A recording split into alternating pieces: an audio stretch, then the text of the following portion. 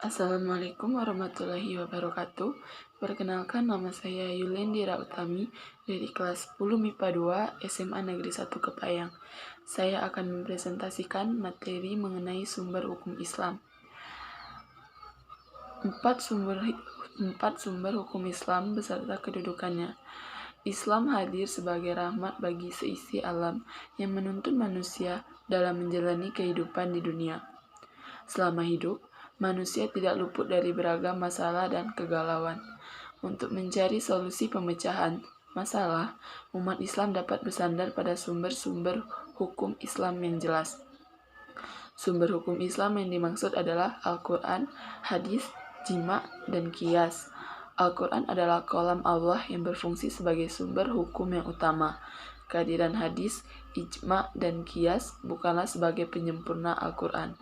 Sebab Al-Quran telah sempurna, namun pemahaman manusia lain tidak sempurna, sehingga dibutuhkan penjelas agar pesan yang terkandung dalam Al-Quran dapat dipahami dengan sebenar-benarnya.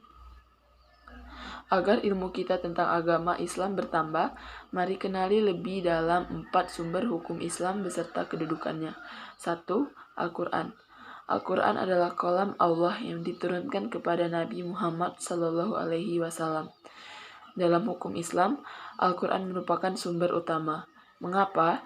Karena Al-Quran dijamin keotentikannya dan juga terhindar dari intervensi tangan manusia.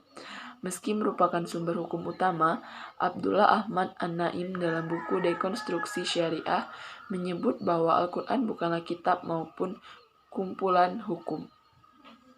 Beberapa alasannya adalah karena aturan di dalamnya bersifat universal, bahkan hanya 80 ayat saja yang secara eksplisit menggunakan kata hukum.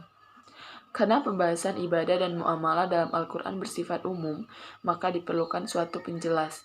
Nabi Muhammadlah yang kemudian merincinya melalui perkataan dan perbuatan beliau. Contohnya adalah sholat dan zakat. 2. Hadis. Menurut Al-Ghori dalam Mu'jam Al-Musallahat Al-Hadisah, hadis adalah segala sesuatu yang disandarkan kepada Nabi SAW dari perkataan, perbuatan, takrir atau keputusan atau sifat. Dalam agama Islam, hadis merupakan sumber hukum setelah Al-Quran. Ini didasarkan pada firman Allah dalam surat Al-Hasr ayat 7. Salah satu contoh penentuan hukum dengan hadis adalah tentang wudhu sebagai syarat sah sholat.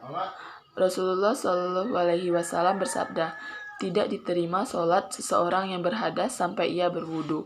Hadis riwayat Bukhari dan Abu Hurairah. Hadis tersebut memperjelas isi dari surat Al-Maidah ayat 6 yang ketiga, yaitu ijma'. Secara bahasa, ijma' adalah memutuskan dan menyepakati sesuatu. Ijma' dapat dipahami sebagai sebuah kesepakatan ulama mengenai suatu perkara bila tidak terdapat penjelasan yang spesifik dalam Al-Quran dan hadis. Ijma' tidak boleh bertentangan dengan Quran dan Sunnah. Salah satu contoh ijma' adalah diperbolehkannya vaksinasi dan imunisasi.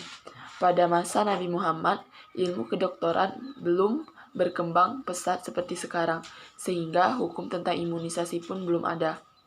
Karena para ulama melihat imunisasi dan vaksinisasi memiliki banyak manfaat dan dianggap sebagai ikhtiar untuk kesehatan, maka ulama memperbolehkan metode kesehatan ini. 4. Qiyas. Qiyas merupakan perluasan dari hukum yang ada. Qiyas adalah salah satu mode untuk menentukan hukum sesuatu yang baru dan belum dikenal sebelumnya, dengan cara mencari pedananya dengan hal yang sebelumnya diketahui dan sudah diatur dalam Al-Quran dan hadis. Contoh qiyas adalah menganalogikan narkotika yang pada zaman Nabi Muhammad tidak ada dengan harm atau minuman memabukkan, karena sifat kedua hal tersebut yang membahayakan kesehatan dan dapat menimbulkan ketergantungan. Maka hukum narkotika sama dengan harm, yaitu haram. Sekian materi yang dapat saya sampaikan. Lebih kurang saya mohon maaf. Saya akhiri. Wassalamualaikum warahmatullahi wabarakatuh.